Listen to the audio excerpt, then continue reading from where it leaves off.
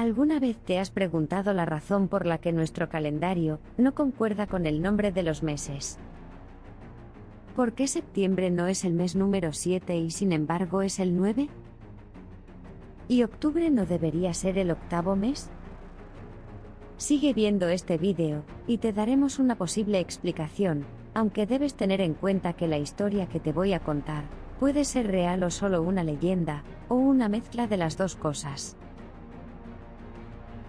Roma, emergiendo triunfante sobre Cartago en la Segunda Guerra Púnica, inicia su dominio del Mediterráneo. Su influencia se expande, engullendo territorios y culturas, incluyendo la estratégica península ibérica, la futura Hispania. En las tierras del Valle del Ebro, los celtíberos no se lo pusieron fácil a Roma y mantuvieron una resistencia férrea.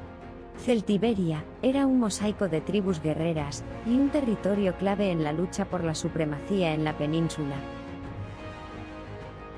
El procónsul Tiberio Sempronio Graco trató de establecer la paz con los pueblos celtíberos, firmando un tratado en el año 179 a.C., que otorgaba a los pueblos nativos cierta autonomía, garantizaba la paz y establecía alianzas comerciales, pero a cambio los celtíberos se comprometían a no expandir sus ciudades ni a construir nuevas fortificaciones, sin el consentimiento romano previo.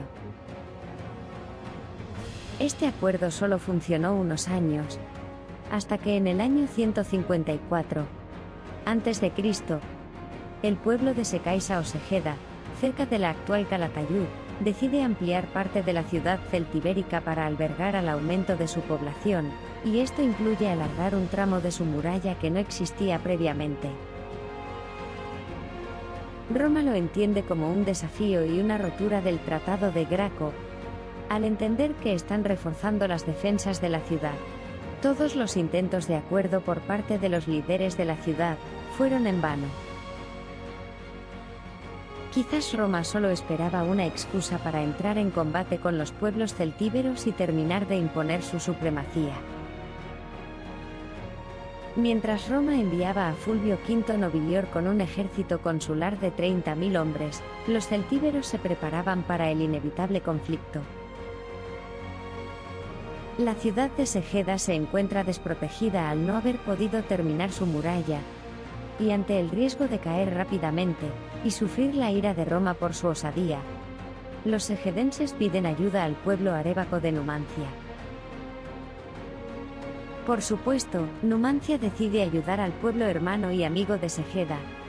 La unión de fuerzas y estrategias marcaba el preludio de una confrontación histórica.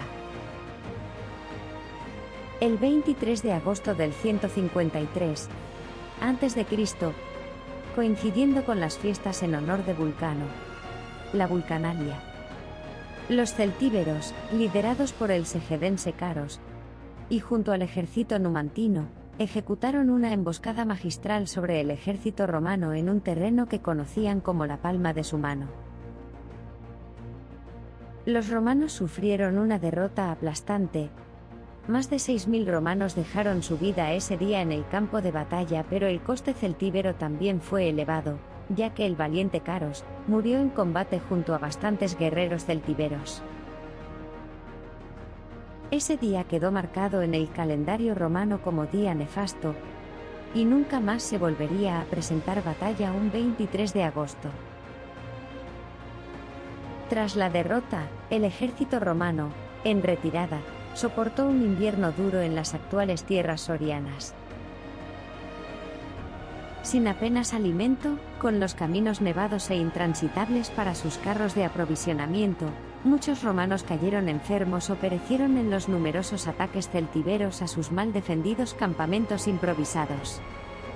Los celtíberos, mucho más preparados a los rigores del invierno y conocedores del terreno, atacaban sin piedad para minar la moral romana y tratar de alejarlos de sus territorios. Esta situación expuso las debilidades logísticas de la estrategia militar romana, quedando patente que era imposible vencer a los celtíberos en su terreno durante el invierno. Las tierras celtíberas se encontraban lejos de Roma, se necesitaban meses para transportar un ejército numeroso desde Roma con todo su habituallamiento. Por ello el Senado decidió evaluar un cambio del inicio de su año que hasta ahora se producía en los idus de marzo, el día 15.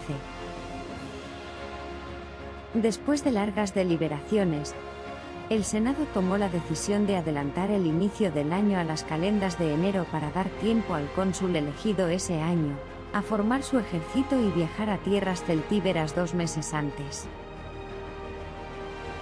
Este adelanto permitirá preparar la guerra en época de buen tiempo y evitar el duro invierno.